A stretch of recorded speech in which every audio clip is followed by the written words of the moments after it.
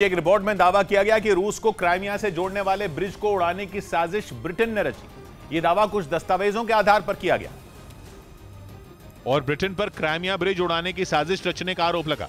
मतलब रूस को क्राइमिया से जोड़ने वाले जिस ब्रिज पर इतना बवाल हो रहा है उस पर धमाका भले ही यूक्रेन ने किया, लेकिन उसकी प्लानिंग ब्रिटेन की खुफिया एजेंसी ने की। द ग्रे जोन नाम की वेबसाइट तो यही दावा कर रही है।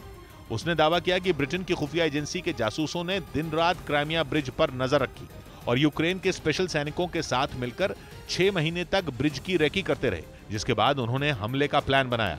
मतलब यूक्रेन जंग शुरू होने के करीब 2 महीने बाद ही क्राइमिया ब्रिज पर हमले की तैयारी शुरू हो चुकी थी, क्योंकि 24 फरवरी को जब रूस की सेना यूक्रेन में दाखिल हुई थी तो क्राइमिया में रूस ने इस पुल को ही अपना लॉन्च पैड बनाया था। यानी यूक्रेन ने जिस ब्रिज पर धमाका किया वो शुरू से उसकी आंखों की किरकिरी था। लेकिन जिस बात पर पुतिन का दिमाग और खराब हो सकता है वो है इस हमले के पीछे ब्रिटेन का दिमाग, क्योंकि अगर द ग्रे जोन का दावा सच साबित हुआ तो नेटो पर आफत आना तय है।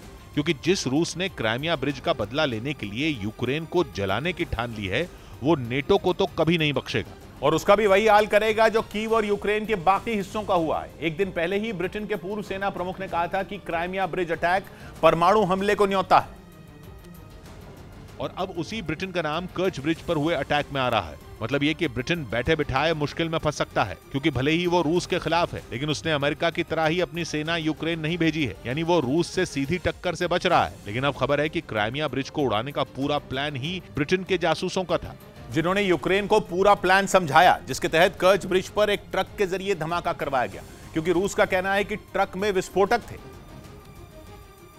और जैसे ही धमाका हुआ रेलवे लाइन पर खड़ी एक ट्रेन उसकी चपेट में आ गई। ये ट्रेन कार्गो ट्रेन थी जिसमें कच्चा तेल रखा हुआ था, जिसकी वजह से भयानक आग लग गई और बीच समंदर में आग की लपटें 1 घंटे तक जलती रहीं। यानी ये पूरा हमला पूरी प्लानिंग के तहत हुआ ताकि रूस को नुकसान ही न पहुंचे, बल्कि रूस और क्राइमिया के बीच की कड़ी भी टूट जाए। और इसीलिए पुतिन गुस्से में है और ब्रिटेन की प्लानिंग का पता चलते ही वो आपे से बाहर हो सकते हैं। और वो हो सकता है जो नेटो नहीं चाहता, मतलब तीसरा विश्व युद्ध।